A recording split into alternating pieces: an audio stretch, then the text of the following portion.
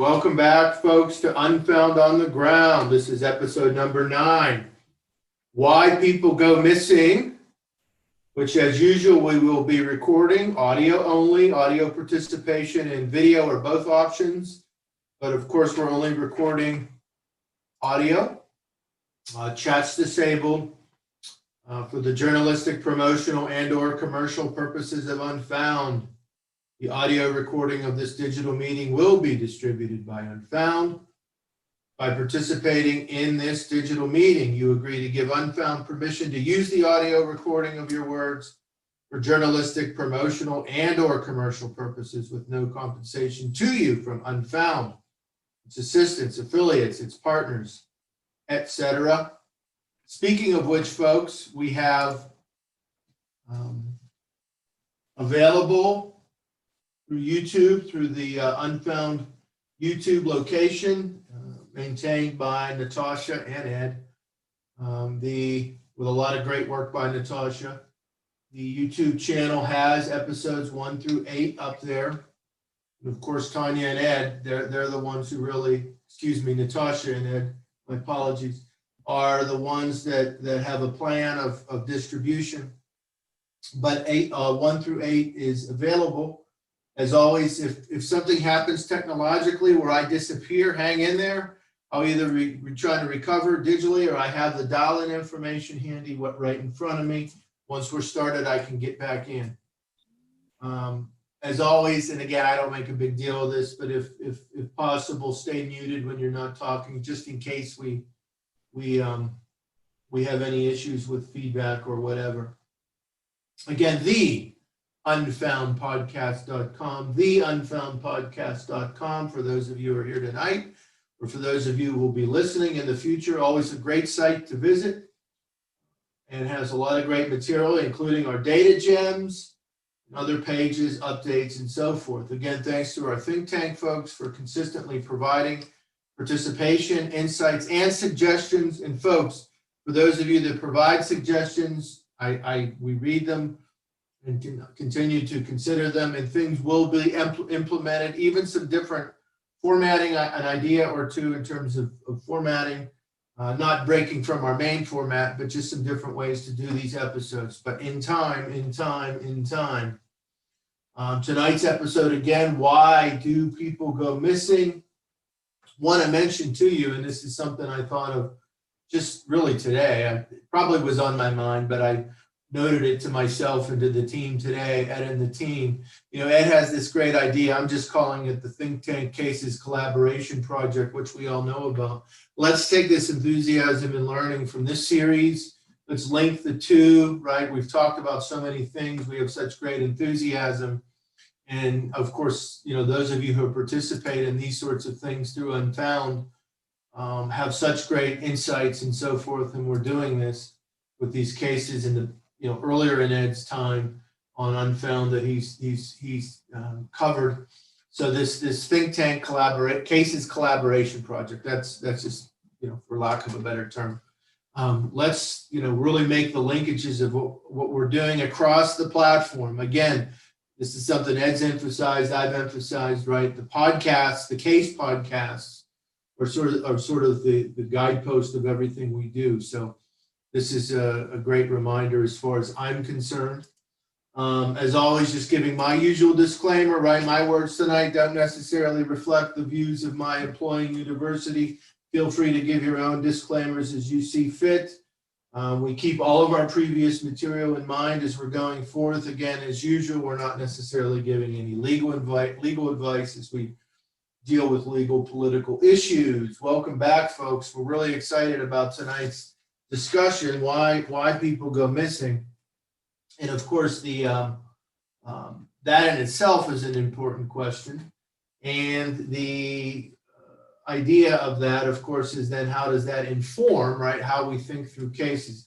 Again, we're always thinking about things that could be important for someone who was doing journalism or advocating and or raising awareness and or wanting to be a more reflective audience member of programs such as Unfound And as always, keeping in mind our concepts of being accurate, raising awareness, prevention, solving cases, avoiding sensationalism, and so forth.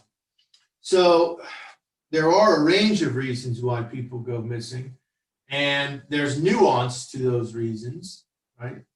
And so, that provides an opportunity to provide greater analysis or insight. But let's just dive into that main question. Let's talk about some reasons why people go missing. And if you want to say pass like usual, that's okay. Tanya, I'm going to start with you.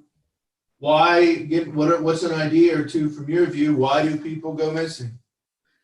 Well, it could be a jealous boyfriend or a girlfriend or somebody who's been abusive. And drugs have come up a lot in these podcast episodes. So those are a couple of the things that I have written down. Also, like accidents. If somebody could drive into the water or maybe over a cliff or something like that, have some type of an accident, and no one's found them yet. Yeah, and so even just taking, and we'll talk more about how these things sort of develop into analysis, but even looking at something like drugs, right? So someone could be using drugs, they could be dealing drugs, they could be someone who was unfortunately caught in a situation innocently and saw something they shouldn't and made to disappear or whatever. So even one thing can lead to different ideas. Very helpful. Elaine, how about you? Why do people go missing?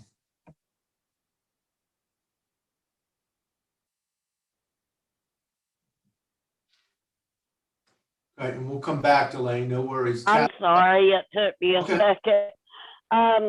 Actually, I think sometimes it could be a mental break, a break from reality. They have mental problems and they end up just wandering off. Yep. Yeah, so psychological, social issues, psychological issues, right? And there are different routes that one could go with that. Of course, sometimes, those challenges lead to concrete action besides wandering off. But yes, Yeah, exactly. Yeah, definitely. Yep, absolutely. Laura, how about you? Why do people go missing? I believe, like Ed has said, a lot of number one reasons can be relationship. Like, for example, they say that with domestic violence, that the victim is at the highest risk when they're leaving the relationship. I know a lot of cases we've covered on Unfound, where I guess an example maybe Tiffany Johnson, like she was moving on from the relationship, and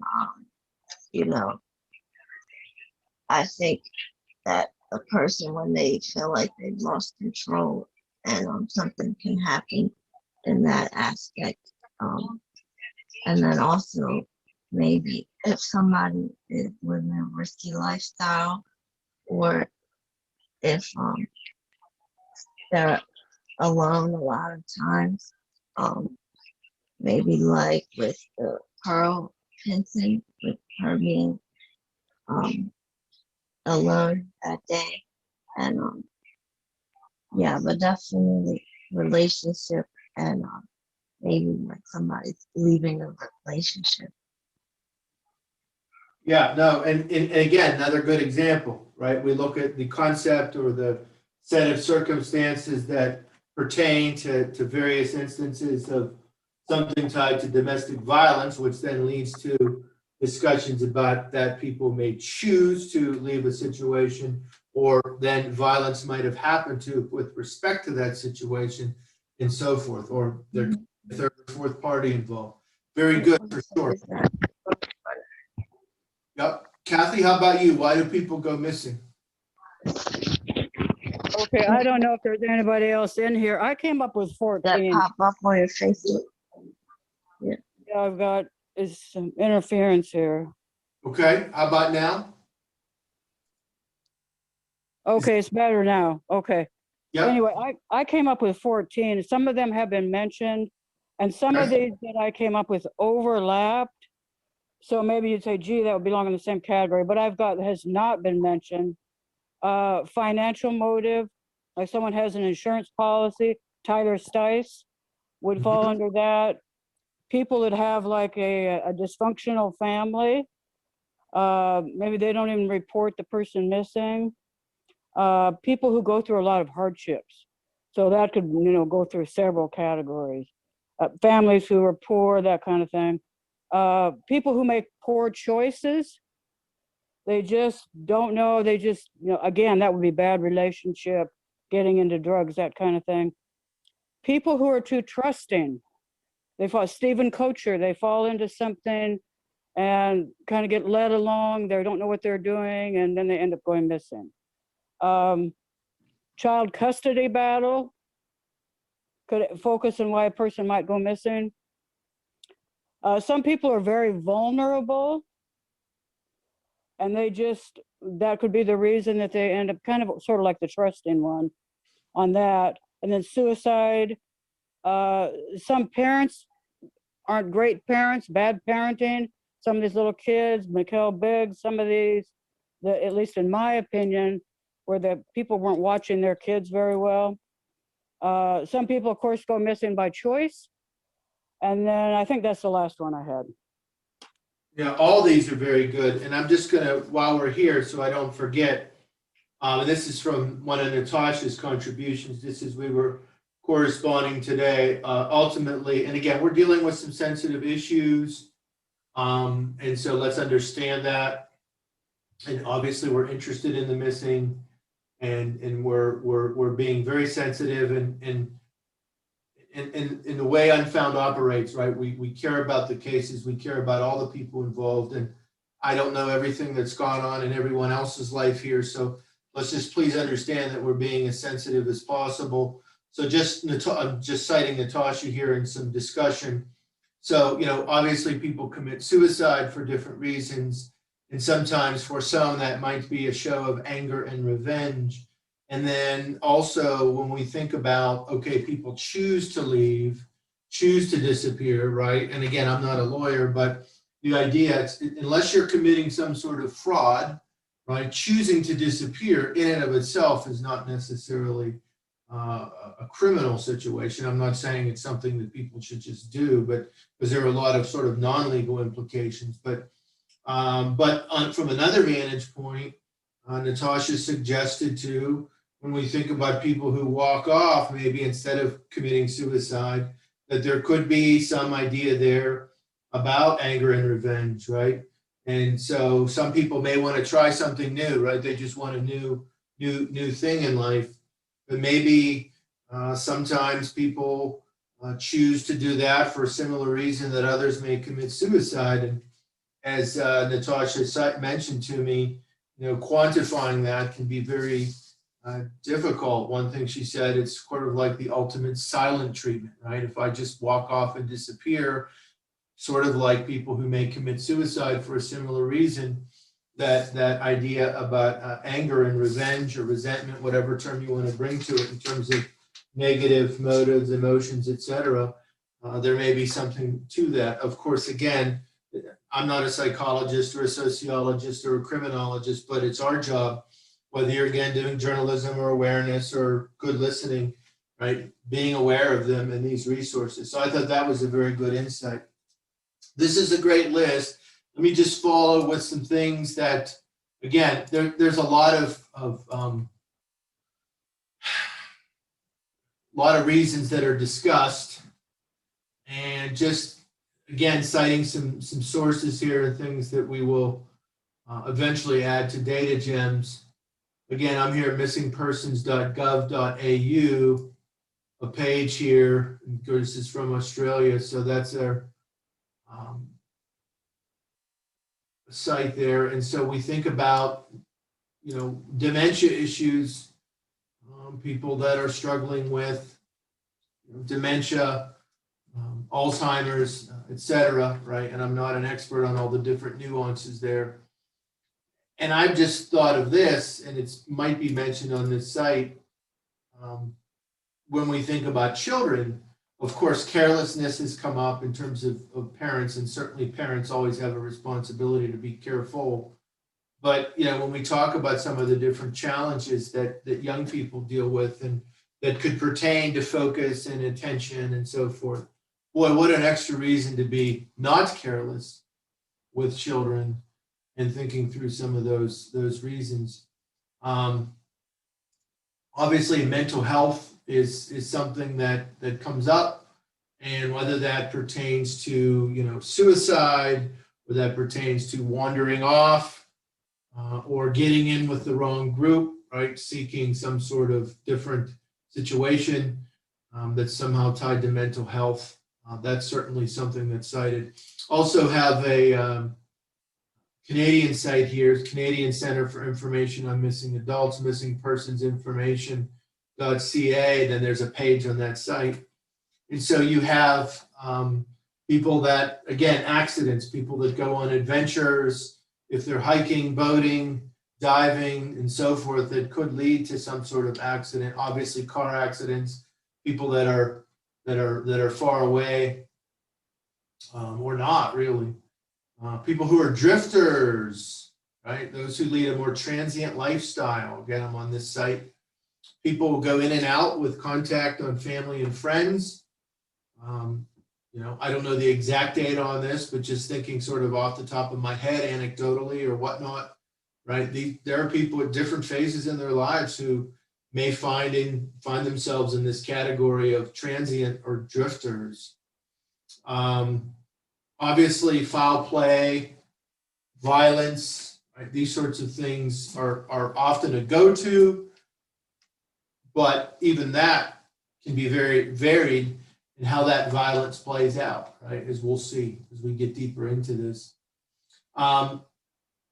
Also, too, even for those who choose to go missing, right? Again, in and of itself, and I'm just stepping back here now from a couple of these sources, in and of itself, unless some sort of fraud, et cetera, is committed, not necessarily a crime, for sure. And we have a big list here already. Just want to make sure before we get into how these things can be thought through analytically. Delane, anything else you wanted to add? No, not right now. Okay, Kathy, anything you wanted to add? Any nuance or anything else? Not yet. Got it. Laura, how about you?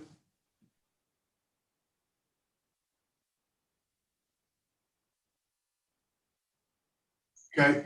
No, not right now. Okay, Tanya, anything you wanted to add before we dive a little deeper here? No, thank you. Everything was mentioned that I had. Okay, so now, and there's a big list here, right? And some of these things, do overlap, right? For sure. And so, for our interests, we think about, okay, well, this is, solving cases, researching cases, thinking about different scenarios and thinking about resources. So it's interesting to think through, how, so for instance, let's use another one that we talked about, trafficking.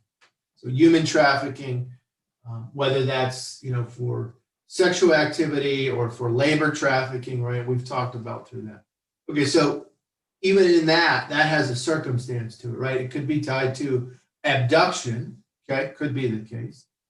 It could also be tied to someone who gets in with a certain crowd and whether they make bad decisions or they're blackmailed or extorted. Now, granted, at some point, they're being criminally manipulated by someone.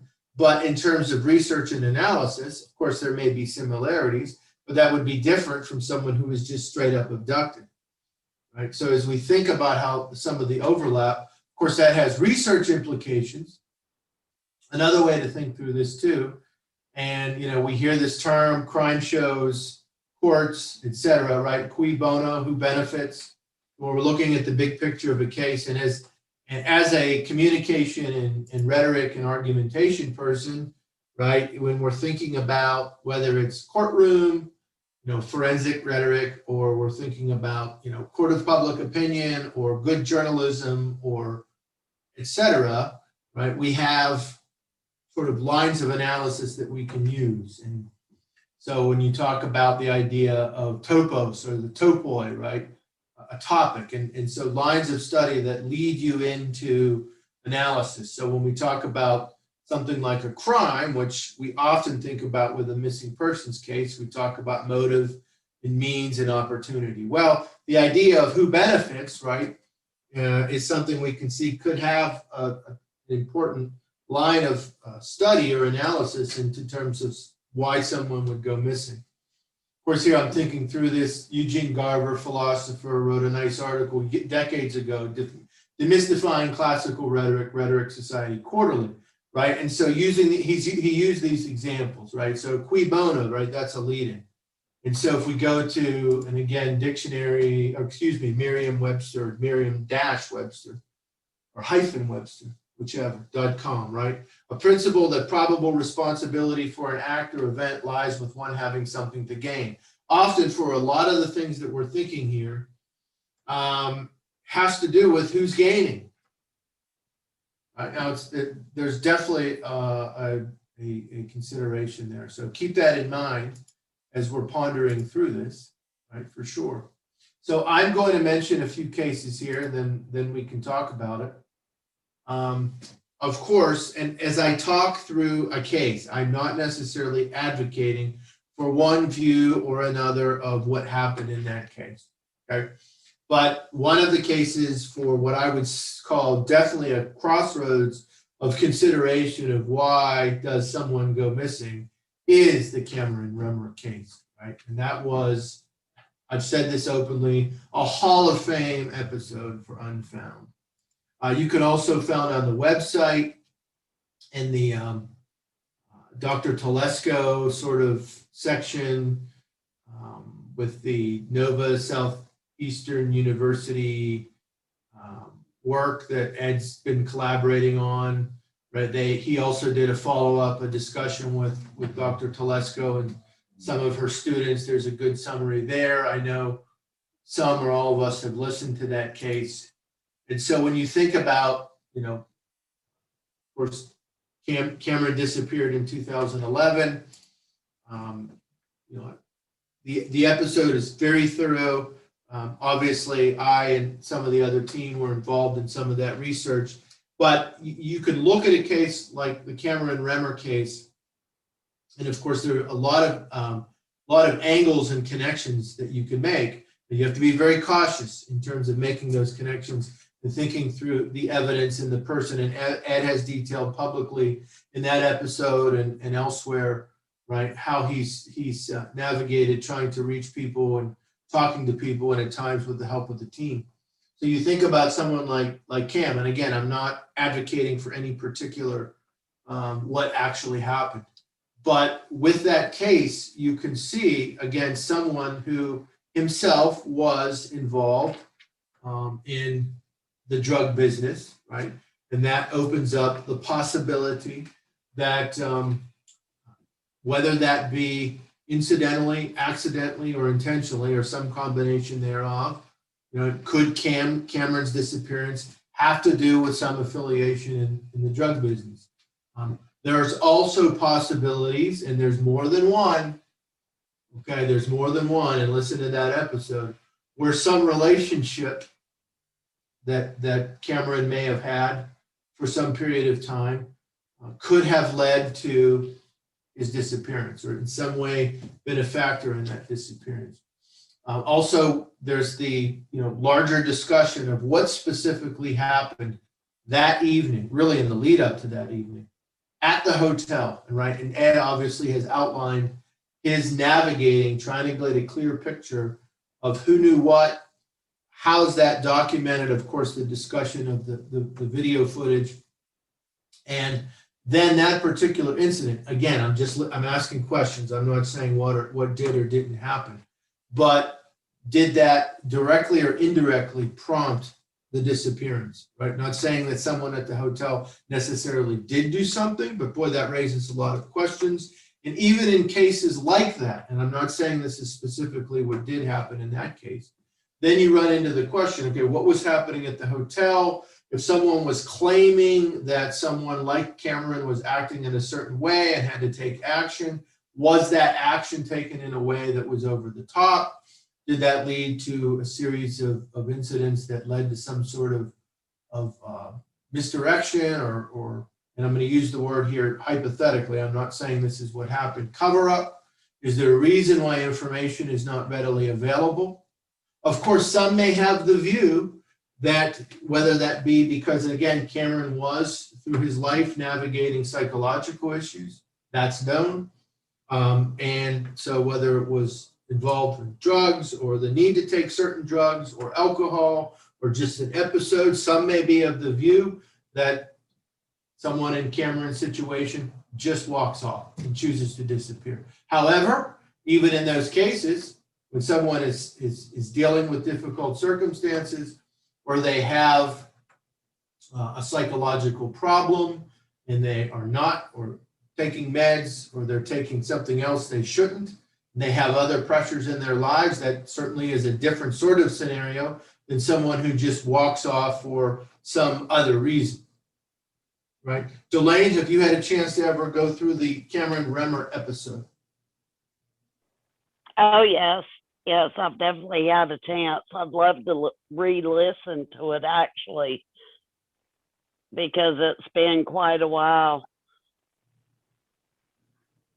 And would you agree that it's one that really pushes one to think about the importance of really digging deep of how one goes missing, tied to the different research avenues?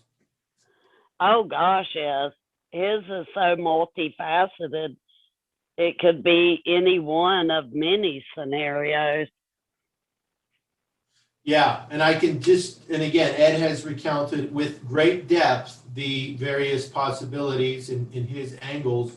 And of course, we on the team helping that, and I can tell, and again, substantiating and participating in that just through navigating what was available in terms of what Ed had learned, what we had looked at in terms of public records, in terms of phone records and things that he has mentioned, as well as other sorts of research that we were doing. There are various avenues in Cameron's life, and that for people who crossed his path in his life, that could lead a lot of research avenues and analysis. Kathy, have you listened to that episode? Are you familiar with it? I'm familiar with all of them, Eric. Okay, and I know you are, but I always want to make sure. No, I'm just teasing you. No, yes, I'm familiar with that. I'm also very familiar with San Francisco.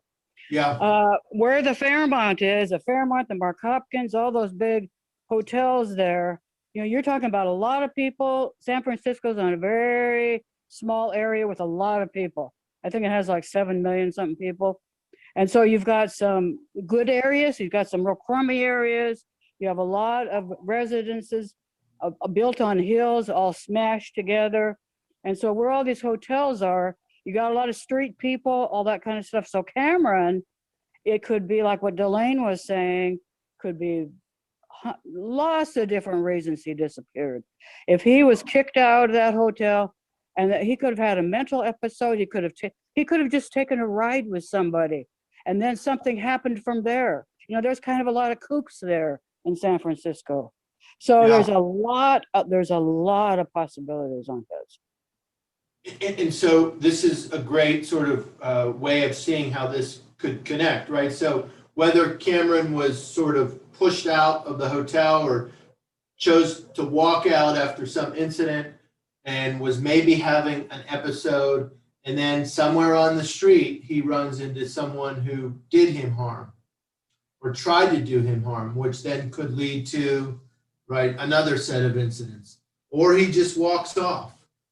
And so seeing those connections, and again, I can tell you, in myself, sort of working with the team on that, and listening to the episode when it came out, and then also recently today, actually, I listened to the seminar that Ed did with Dr. Telesco and her students, and it was refreshing me on some of those possibilities. And I'm someone that based on the intensive work that Ed did and the episode and being a little bit of a small part of that, I could go different ways on some of that material. Laura, are you familiar with the Cameron Remmer case?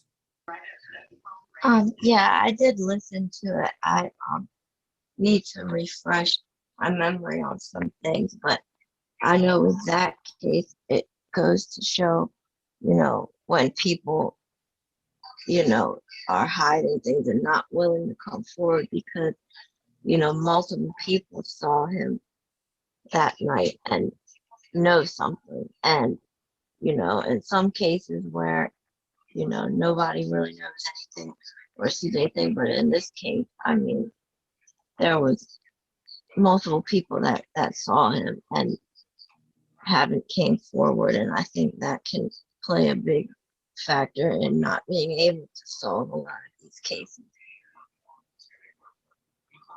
Absolutely. And with the passage of time, and again, Ed and Dr. Telesco, mentioned it in the summary. There was this, picture that had come out at the time, around the time or before the time that was done.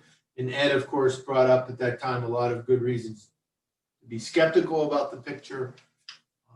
But taking a step back to 2011, and again, this is where we're looking at the other side, or that near question of, right, who benefits, right? Because when you start to think about some of the different scenarios, the drug business, the hotel,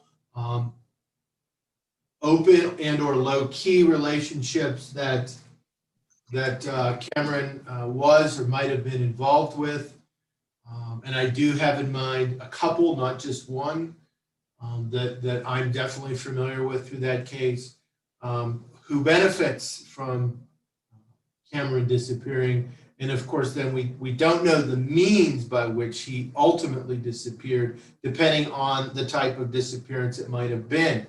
So making those linkages are very significant. Tanya, are you familiar with this case?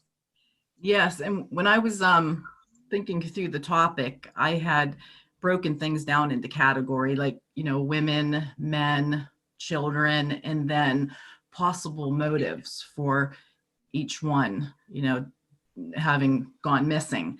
And thinking about Cameron's case, there are so many different directions, like others have just said, that this could go in so many different possible motives. It's hitting like most of the motives that I have here in my categories. So it's a fascinating case. It's sad, but yeah. If I may ask, Tanya, when you have in your categorization, when you have men on paper, any of the ones you have men pertain to this case? Well, a lot of them overlapped, like I think Kathy said earlier. So a lot of them overlapped, but like I put under that, I put like business deals gone wrong, jealous over girlfriend, that kind of thing. But I'm trying to think if there was any thing that was just power. I put was one of my categories, and I'm trying to think. There's so many different points this hits, but just under men, I put drugs. That's a category that overlaps men and women. Yep. There's insurance policy. I put, I even have like, gang initiation type stuff. Just going on my list. That's very helpful. That wasn't one of them, by the way, that I What have. was that? Say that again, Tanya.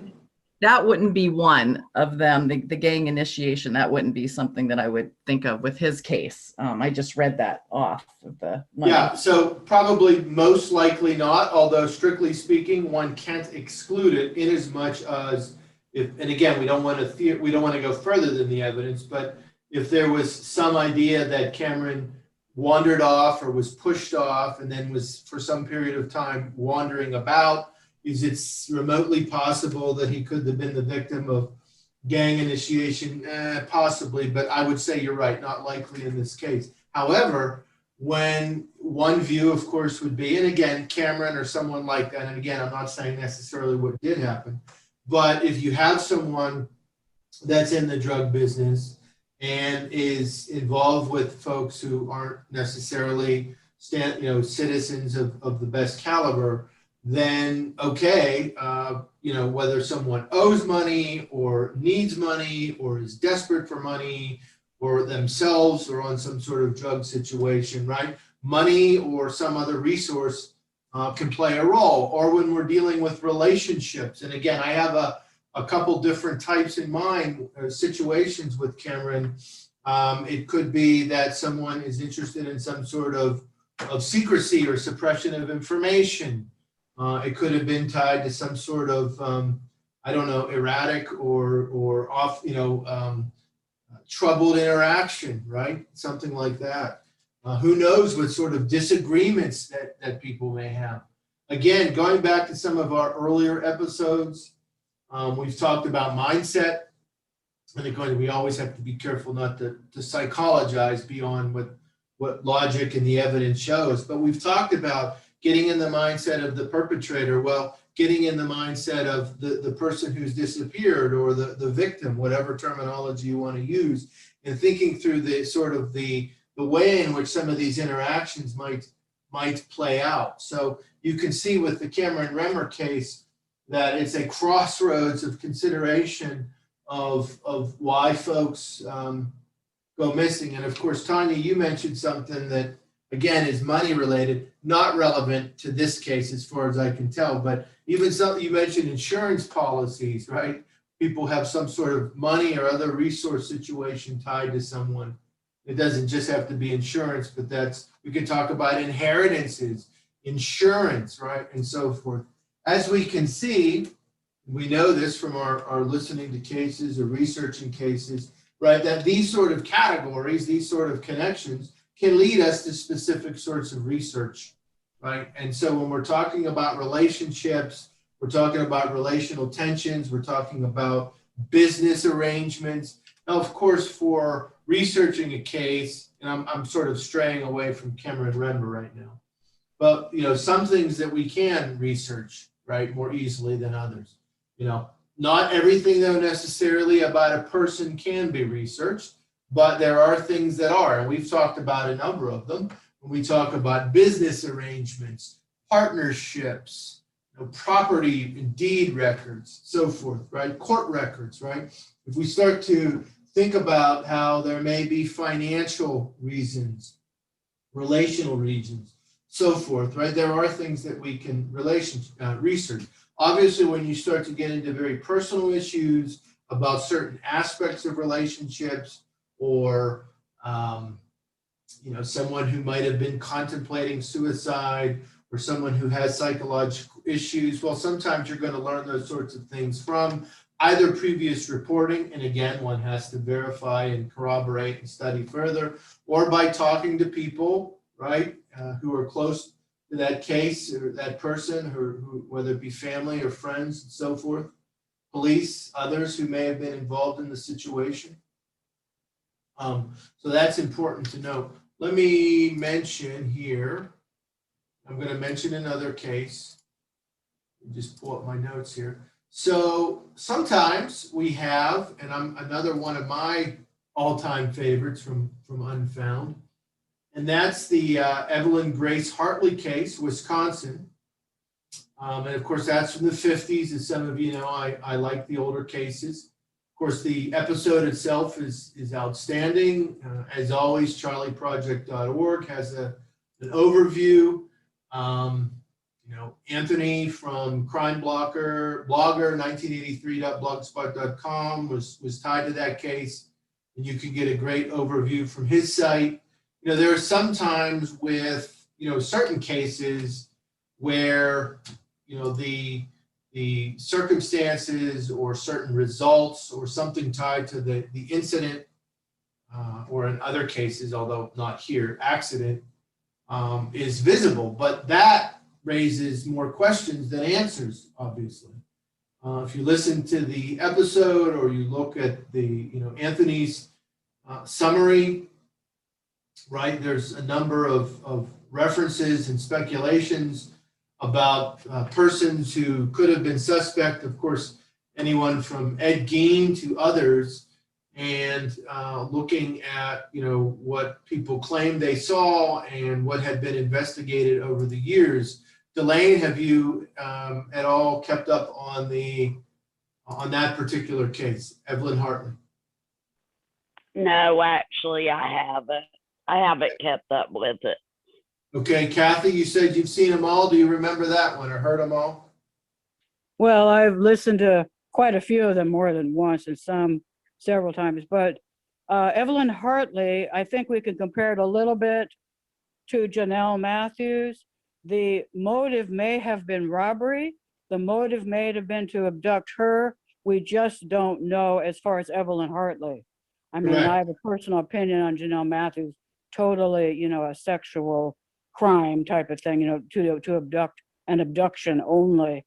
But Evelyn Hartley, yeah, and there just isn't a whole lot of evidence as to the exact motive on that one. But that's a very intriguing case. It's an incredibly intriguing case. We certainly know that something good didn't happen that night. But then, between the episode and some of the other material that Anthony has available, it raises a lot of questions about motive and why she ultimately went missing and so forth. Laura, are you familiar with that case? Yes, that's actually one of my favorite episodes. I agree with Kathy about really similar to Janelle Matthews, and there's a few other cases that kind of interest me, when the person is either home, goes home and they're alone, or in Evelyn's case, she's babysitting. But another case that comes to mind is Kimberly Raver. And really we look at, I think in that case, it was probably somebody she knew. In Evelyn's case, it could have been somebody that, had been stalking her, but also I know Anthony said that there had been attempts of breaking in other homes, and maybe the motive was to break in, and then he saw Evelyn and realized, okay, he had to take her. But really looking at the timelines in those cases, there really is, in all three of the cases I mentioned, in Evelyn's, when you can say, last phone call they had with her about 7:30, I guess. And then it was only maybe an hour or so later that they were not able to get a hold of her. So we can put in a timeline of what happened there. And then with the Janelle Matthews case, that she was dropped off, I think her father came home only maybe an hour later. And then with Kimberly Raver, I know that she had got home at her curfew 11:30, and there was some phone calls made from the home at around 5 a.m. So in all three of those cases, we kind of can see a timeline, and just so happened that in that time that they were alone and that somebody wasn't there, that somebody was able to creep in and take them. And but I think with Evelyn's case, I don't know if they targeted her. Maybe the motive was burglary, and then he realized that I guess that he had a witness to his crime, or he decided to take her then. But then the baby was unharmed, and maybe he didn't know the baby was in there. So yeah, it's definitely a case that I've listened to multiple times too. But I think we can establish timelines in a lot of those cases. It can give us some insight. Yeah, that was very helpful. And you mentioned something that is important to mention. And we know this is an important thing to do from a lot of angles and sources and ideas. And that's the idea of a timeline. And again, when we're making our categories, We're thinking about why someone went missing. We're thinking about who benefits. We're thinking about the possibility of circumstances. Making a timeline, having a timeline can be very helpful.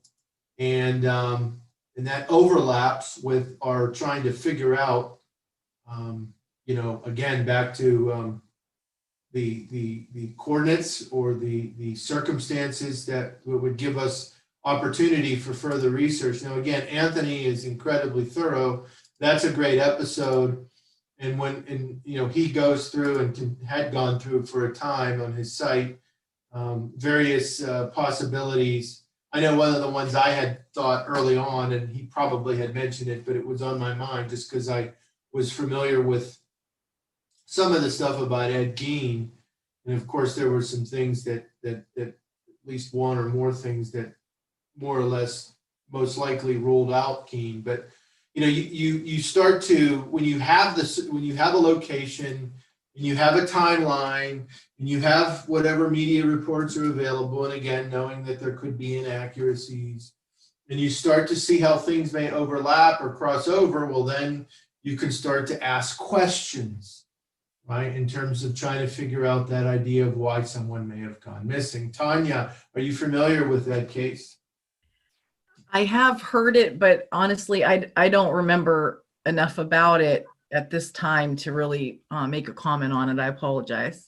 There's nothing wrong with that, because part of mentioning it here is the hope that in the future, folks would take a listen to it when time permits. And there's nothing wrong with that. But again, we're all mentioning some other cases too that weren't on my list, and that we should probably all be reviewing or looking at again as time permits. Let me mention another one. Again, another one that one of my favorites. Again, there are many. I'm not as well listened as some of you to all of Ed's cases, but the Dale Kerstetter case, and that was broadcast. That one was broadcast in 2018. And again, just to mention, Heather, who again, her site Lost N, letter N, foundblogs.com. She was interviewed, and she's very thorough. And another thing, we kind of corresponds to our list, but should be mentioned more specifically: workplace violence, workplace issues, and so forth. Again, the episode was great. Heather has provided some little updating, and there's more out there on the case, I'm sure. Okay, when we think about workplace violence issues, again, we're back to some of this, and again, for any of these cases, I'm not saying what did or didn't happen specifically. I'm walking through. So when you think about something like that case or other cases that could potentially be tied to workplace incidents, violence issues, whatever, all of a sudden now you're into a thought pattern, depending on the circumstances, depending on the available evidence, depending upon the timeline, depending upon good logic and analysis. Again, did someone find themselves in a situation that they didn't want to be in, that they did want to be in? Did they witness something that they quote unquote shouldn't have? Were they a participant in something that went on?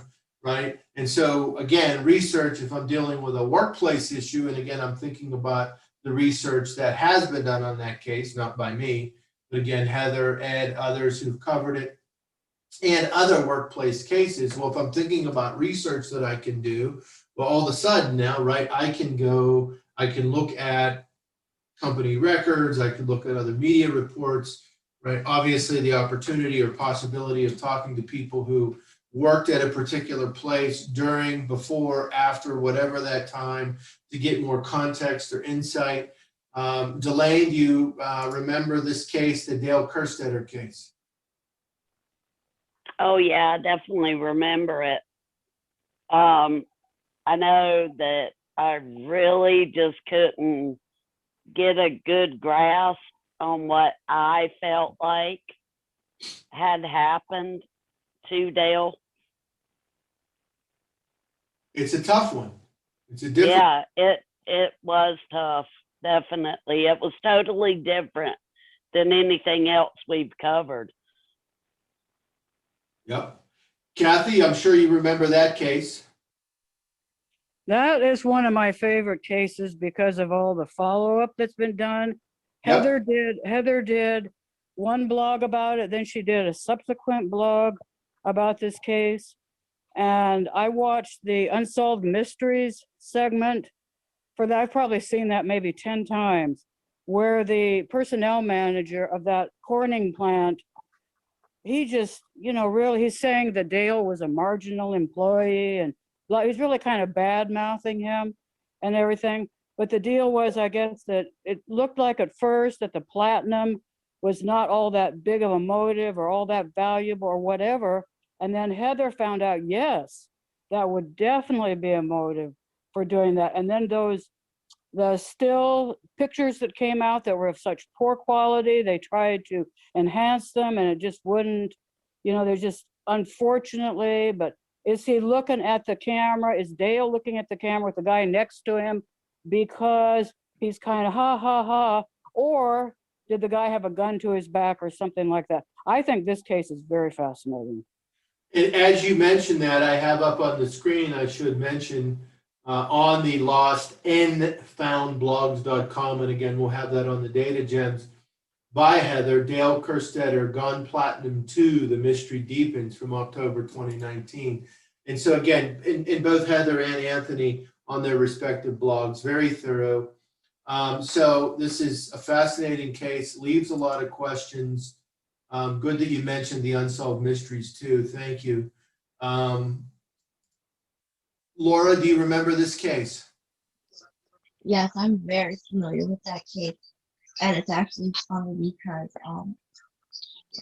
last night, the think tank, I didn't make it, but I re-listened to it today. That was really the topic of disappearances in the workplace because of this week's recent case of Brenda Condon, who was tending the bar by herself and came up missing from the bar. And the first question that Ed had asked everybody was about working a job alone and feeling your life. Did you feel your life would be in danger? And I don't think Dale's case came up in that conversation. But now that you bring it up, it's very accurate, and just that risk alone of working by yourself in the hours of the night, and whatever the motive might have been, if it was robbery or what. But then it's just kind of like, what happened to him? It's just like, did it? Because a lot of times when something violent happens, usually if he were to be killed, they usually happens in the location, not always. Obviously, in Brenda's case, that wasn't the case, but was there a weapon involved? Was he led out somewhere and then killed in another location? But it's just definitely goes to what we talked about what was talked about in the think tank about violence in the workplace.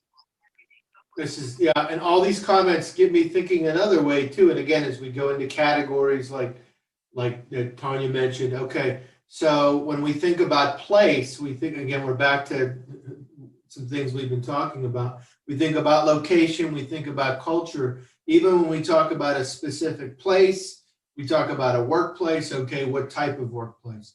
We talk about an educational institution. What type of educational institution, right? A college, university, high school, grade school, trade school, so forth. Is it a military setting?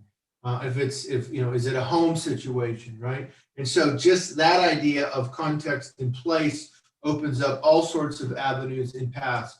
Tanya, are you familiar with this case? Do you have anything to say? I'm not as familiar with this case, but when you talk about workplace violence or violence in the workplace, it could be like, relationships. I'm not saying this with his case, but relationship or power, money. An accident could have happened, and the company didn't want to get in trouble or something like that, and so they just did something with him, or someone wanted to get rid of somebody because something was going to take place, and they didn't need to have any witnesses or anybody that would tell. Or like I said earlier, like a business deal gone wrong between owners, or it could even be like a bullying situation that went too far. Yeah, absolutely. And, and back to what someone said, and my apologies for mistracking here. When we talk about what people say and whether they're sincere or not, compared to what other things seem to be the case or are the case factually, and we find those incongruencies, that's interesting. And again, I'm reminded of the Cameron Remmer case, right? And again, yes, with the passage of time and so forth, but again, and Ed has recounted this again in his seminar with Grace Telesco, Dr. Telesco, and the students, and in the episode, right?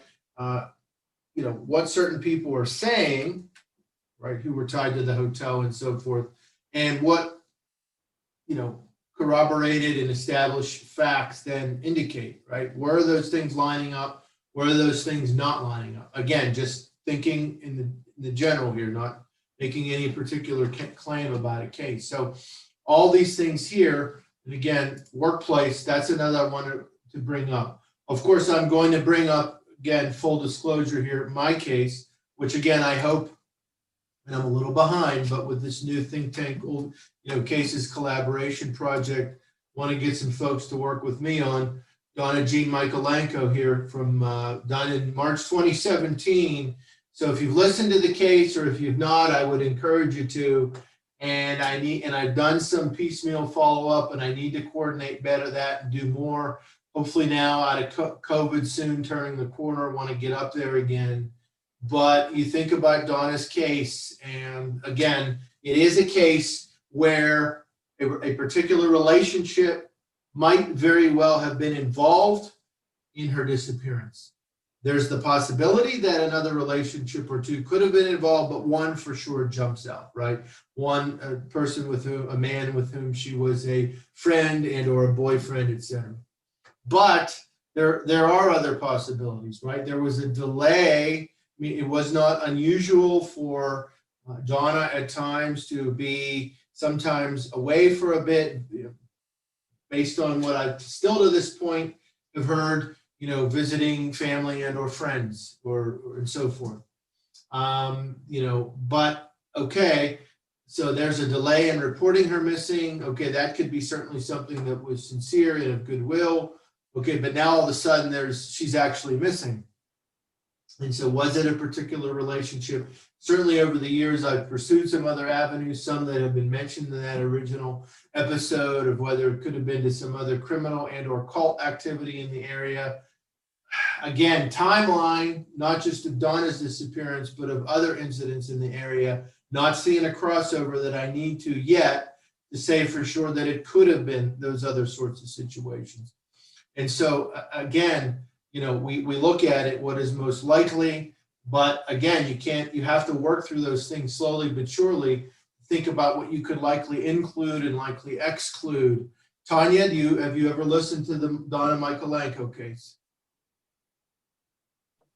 I have. I've listened to all the cases, but I don't always remember them enough to really speak about them in detail. Okay, and that's okay.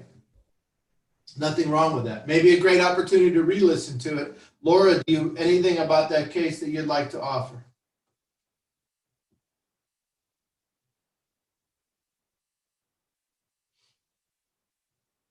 Okay, that's okay. Kathy? Actually, and I was just mentioning this to Delane yesterday, or maybe the day before, that I happened to re-listen to that. I listened to it once, and I re-listened to it a couple of days ago. And so that is very fresh in my mind. And I think, I would move more towards the abusive boyfriend. He had maybe a farm where he could have buried her or whatever. But she had this amicable relationship with her ex-husband, and they had Yes. this amicable relationship with the child custody, where she had the three daughters, I think. I can't remember now. But there's other avenues too, since she kind of sometimes would take off and then come back. So there's some, but I think really you have to look the closest at that relationship she had with that guy. And I think you designated him BL, I think, if that's correct. Yeah, at the time, I didn't name him, and in a future point in time, I might.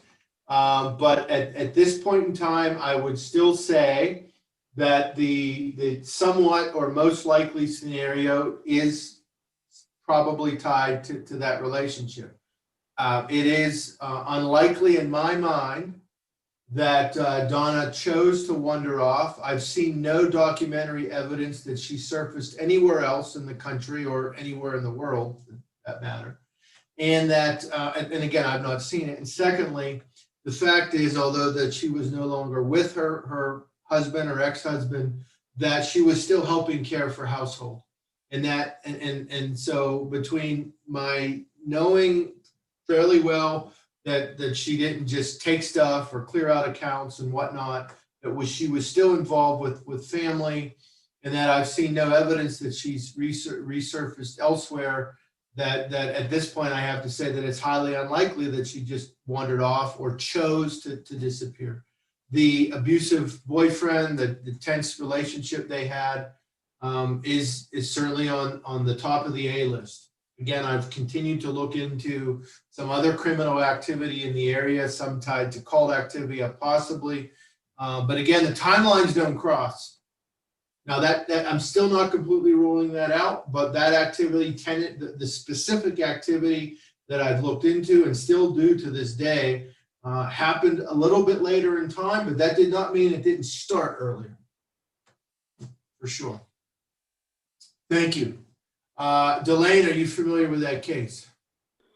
Yes, I'm definitely, well, I remember listening to the case, and I remember, you being the one that was kind of boots on the ground on that case, but I need to go back and listen to it. In fact, I'm compiling a list now as everyone speaks.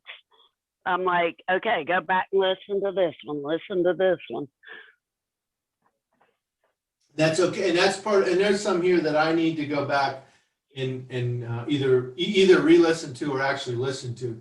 Some of you are much more consistent on the episodes. Sometimes I'm always catching up on certain episodes. So that's the idea here, right? And again, I go back to what I said in that episode, and Ed and I still to this day talk about it, and with the team and so forth. Right? Collaboration is key. What we're doing here, and again, this new project idea with Ed, all the stuff he's doing with Think Tank, Dr. Telesco, mapping, that collaboration, right? Reminding each other, sharing ideas, sharing resources, right? That's really the key for these sorts of things. So that not everyone's going to know every sort of case for sure. Let me also here mention and give me pull up another one. And again, it's one that it is one of my favorites, but it's also one, as I've mentioned before, that I've taken I've run with and done some research on, and that's the Nicholas Masucci case. We know that Ed interviewed Fran, and Ed and Fran did a tremendous episode. And again, I've done some of my own research on that case, and just, again, some things that are in that episode provide some tremendous springboard. So again, talking about workplace issues, and I'm using that broadly speaking here, depending upon, again, the extent to which one looks into Mr. Masucci's disappearance and some of the different places that where he was doing business and did or may have traveled. Of course, that opens up a whole discussion and really documentary evidence, government records, and so forth about persons with whom he was allegedly affiliated with. Of course, there's some obvious questions about this or that person. I don't need to get into it here. Some of it is very much in the public record, the Mary Farrell website and some others we've talked about.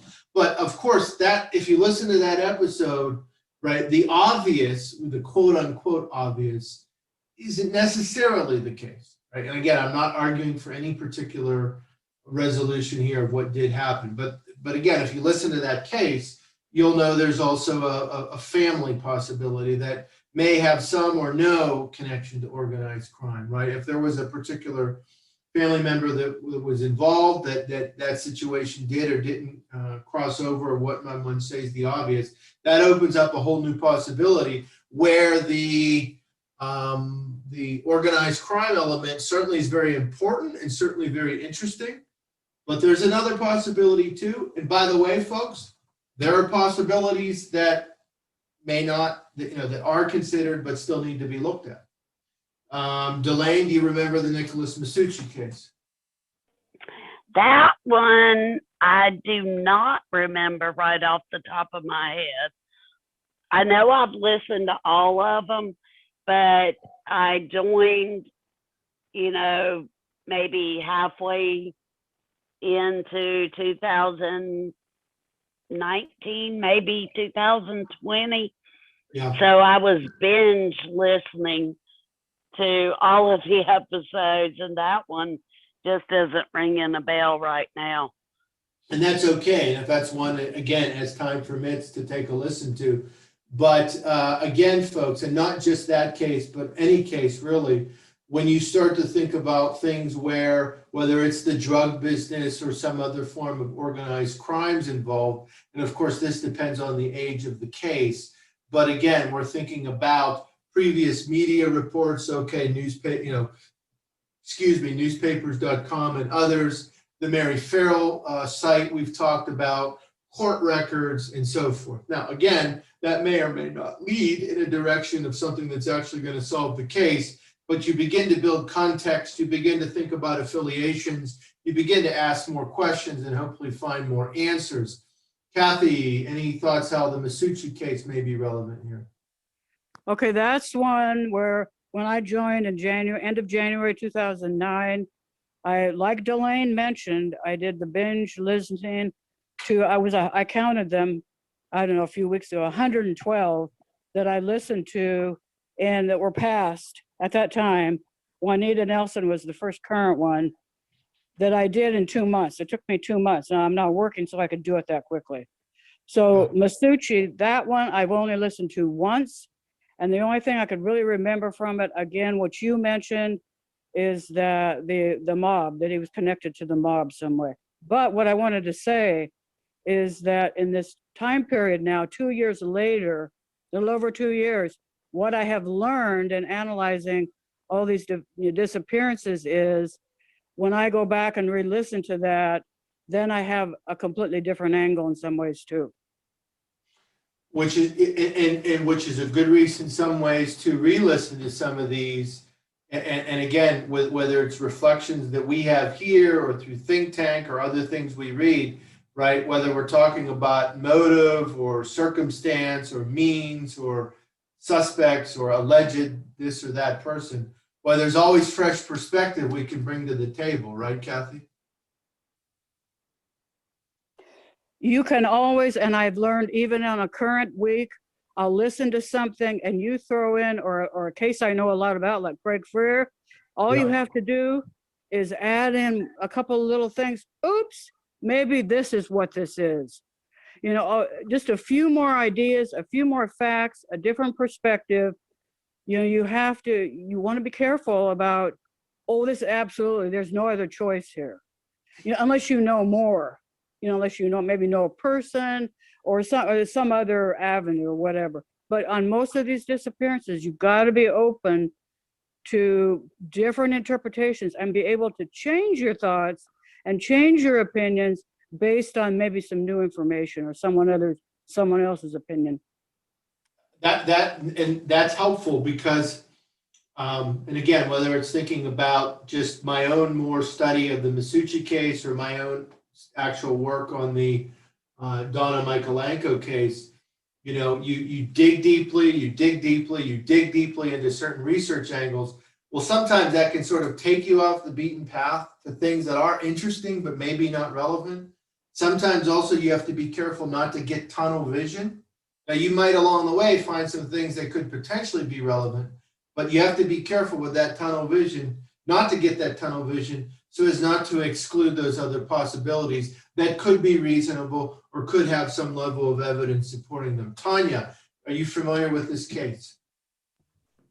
Well, again, I have listened to it. I've listened to all of them. I don't remember enough about it to really make a comment. And I look forward to the episodes coming out on Fridays. And people that know me really well know that it seems like I'm always listening to Unfound, but I apologize. All these episodes that are being mentioned today, I just don't remember enough, like I said, about them. And there's nothing wrong with that, Tanya. And some of them that some of you have mentioned, I A, have never listened to, or B, need to re-listen to. So the good news is that we're creating a list here. Let me say this for those of you that haven't listened to the Masucci episode. Tremendous, again, we know Ed's style. It's reflective, it's focused, it's appreciative. And again, it's really good. You get a lot of good nuance. And with Fran Masucci, his daughter, who's on the episode interviewed, just a deep commitment to her father's disappearance and understanding what went on. And so I highly recommend that episode anyway, for sure. Okay, so this has been great. We've covered a lot. We still have a little time. Before I jump into prevention, because we just carry this as a theme, Delane, is there anything you want to add to what we've discussed? We've covered a lot of great ground. Well, no, just the only thing I wanted to add that I didn't just a minute ago was that I often find that when I listen to an episode a second time, I hear things that I didn't recall the first time. Yep. And I catch them, and sometimes those things seem to really matter to me and what I think happened. So, yeah, I definitely would encourage all of us to, at least try to listen to current episodes, twice before the think tank, because, Kathy and I talk about it all the time. I'm like, you know what? I didn't hear that the first time I listened to it. It's great advice. And I can guarantee you, and again, I need to get on this soon per Ed's advice. So whomever who wants to work with me on the Michaelenko case, I can guarantee you at some point here in the next month or two, because I consider myself somewhat thorough, but not always very well organized. So as I pull through those notes again in contacts, I can guarantee you I'm going to sit down and listen to my own episode again to make sure that in terms of being organized and sorted through, and even hopefully collaborating with one or more other persons from the think tank group, that I'm not missing something that we need to really pursue. So that ongoing review with forward movement, and this is obviously beyond the why, it's the why, it's the how, it's everything we're considering, right, is very important. That's great advice. Kathy, before we move into prevention, is there anything else you'd like to add tonight? Kind of a couple of things. One is, out of the 200 plus episodes, what I did, about 10 days ago preparing for this, was I categorized 140 of the disappearances into my categories that I came up with. Yep. Because some of them, the excess, we don't know what happened. So I wasn't able to categorize. But out of that 140, about 55-60% of them fell into my categories of risky lifestyle, drugs or prostitution, risky thing, or toxic relationships.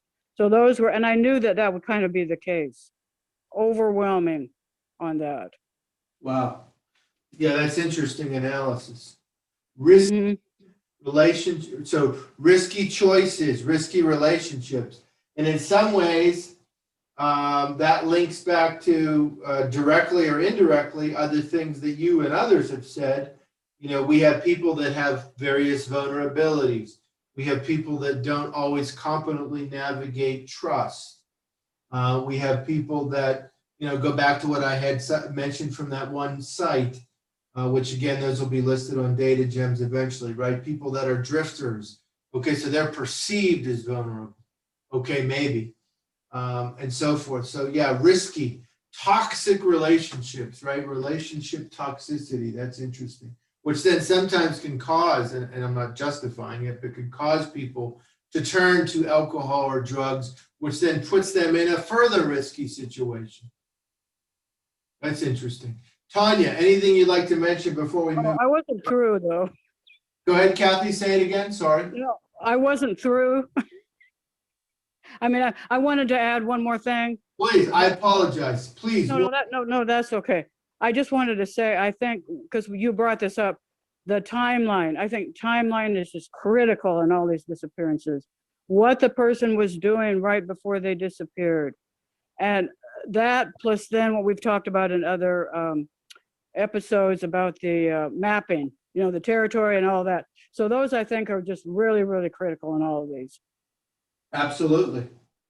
And then analyzing the timeline of the person, the timeline, you know, tied to what we think might or might not have happened. And then when we start to think about those possibilities, what other, like I mentioned again with the Donna Michaelenko case, is that what we do know, and then think about the timeline of her disappearance, okay? And then when I think about some of these other possibilities of other criminal activity in the region, again, at this point, the timelines aren't crossing. I'm not saying they won't or can't, but based on what materials I have available to me as of right now, if I'm going to look at those other situations, those situations emerged after her disappearance. Doesn't mean it didn't get started earlier, doesn't mean there aren't things I'm not seeing, but those timelines as of today aren't crossing. Thank you. Tanya, anything you'd like to add before we get into prevention? No, I do have some things for that, but not on the last topic now. Well, let's start with you then for prevention. So we gain an understanding of the why. Why do people go missing? We think about how it helps us solve cases. How then can that help us? Because prevention's been a theme we've sort of kept on the horizon in certain episodes. So how can all of this help us with prevention? Well, and the one thing, and I don't know if this goes exactly along with how you just asked it, but to me, I feel like just hearing about more and more on the news, not just with missing people, but all kinds of violence and neglect and abuse and everything. And I just feel like people are losing empathy. You know, some people are just, I don't understand how people can treat other people the way they do over something that is considered so minor to most, I guess. So I put some type of empathy training, and also in schools and starting young. And also I was thinking, like, you know, there's so much violence too in video games and you know, things that are supposed to be fun for kids and that they find fun now, I guess. And I was thinking maybe, you know, having some type of someone creating some games, and maybe they're out there, but more for, I don't know, just more pure or more, I guess, or teaching them caution, teaching them what not to do, not the, you know, trouble not to get into, and just guide them, give them better directions, I guess, for life rather than all this violence. And so anyway, I have a lot of that kind of thing written down, and also just communicating at schools more about about prevention. You know, who just kind of like what scenarios to stay away from, why you don't do certain things, and what can happen if you do. And I know a lot of that stuff seems so obvious to some people, but then there's so much of these problems in all these, you know, communities. And I think drugs is a big thing. I think getting stricter on drugs in our communities and protecting maybe people who want to speak up but are too afraid to, protecting them a little more, and also working backwards sometimes. And I don't know if this is going to make sense, but always, you know, working, if you know somebody in a community has been dangerous, causing a lot of problems, has been in prison. And I know we don't want to discriminate in any way, and I wouldn't want to do that. But if there's people that are causing issues, or places that are causing issues, things that are causing issues, maybe work backwards and figure out, and I don't even know exactly how to explain that, but I have some ideas that maybe I won't say here, but I have the 2 pages of things just written down on this topic. But anyway, that's just a few of them. No, that's helpful. So in terms of prevention, I mean, you know, I'm thinking about things we've talked about in other episodes. Yeah, we hear a lot about this stuff, prevention issues, but let's be realistic about it. There's such strong media saturation between television and radio and internet and billboards. We might take it for granted that people are always, the attention is being there. And so maybe you mentioned empathy. That's important. That gets us into broader cultural issues. But we hear these stories, and I don't have any citations off the top of my head, but we hear these stories, and it's very troubling in our hearts and minds when you hear stories of people, someone is being accosted, they're sick, they're on the sidewalk, whatever, and all these people walk by and don't help them. Okay, I'm not necessarily, you know, and you wonder about that, right? And we wonder about how much the culture in which we live really pushes that idea of empathy. Obviously, probably greater awareness about suicide prevention resources. And how about the idea about digital distractions? And not just the kids, by the way, folks. And again, I'm not saying the use of all these technologies are inherently bad, but there's so much distraction digitally. And we talk about careless parents, or are there times where the distractions are influencing not just the children, but the parents or other people out there? And that the distraction becomes some sort of vulnerability. In the mention of caution and being cautious, in some ways, and I say this as a communication rhetorical studies person, is that maybe in some ways these missing persons cases, as we continue to raise awareness and publicize, can become cautionary tales from which to learn what not to do, or to have empathy and to care, but to be very cautious about the world around us, not in an over-the-top way, but to be cautious for us, for our family, for our friends, and for people in the community. So very good, Tanya. Kathy, what would you like to say about prevention? Just mention a couple of things. First, Eric, you mentioned about people don't seem to have empathy, or they hear gunshots and nobody calls the police or whatever, 911. But Heather did, I think her first blog was Joan Risch, and I believe Delane, I'm pretty sure Delane's the one. We talked a little bit about that. And she had like a miscarriage at home, and then she was going out, and the blood loss may have made her lightheaded, or wasn't sure what she was doing, but she was just walked out of her home. Her daughter, I believe it was a daughter, was with a neighbor. So she was walking down, you know, a kind of a fairly main road, and here's the blood running down her leg. She was slumped over, and nobody stopped to help her. Yeah. You know, so this prevention, so, you know, making people a little more aware of some of these things. Gee, if you hear something, if you think there's a fire, you know, don't expect the other neighbor's going to call. Always go, you know, if you find, in Craig Freer's case, you had a guy who had a wallet that was found behind the dresser. Why wouldn't you call the police and say, oh, gee, we found this guy is missing here? Why wouldn't that come into your mind? even if there's some other reasons you don't want to do it, this person is missing, Yeah. and so just to have that obligation and that responsibility to do these kind of things. Then the other thing, we just did Pearl Pinson, not this week, but the week before, where this poor girl, she's just going to school, the guy comes out and abducts her, shoots her, and just like what Tanya was saying, to educate your kids young and in school, to be aware of your surrounding. If people, when you're out, even though there's a lot of people around, these young girls, especially the girls, especially the daughters, make sure they know, don't just be talking to your friend, blah, blah, blah, and notice what's going on. What if there's some guys hanging around, that kind of thing. I don't know, other than maybe some more education as far as the guy's family, where the guy was mentally imbalanced and had an obsession with Pearl. The family needed to take care of them. They didn't. And look what happened. We had 2 dead people. So that would be my contribution for that. Yep. So, and again, the term we often hear, situational awareness, encouraging that. Because again, as much as we use these cases as cautionary tales, education, situational awareness, culture and empathy, being involved, getting involved. And of course, that's going to be different for different people.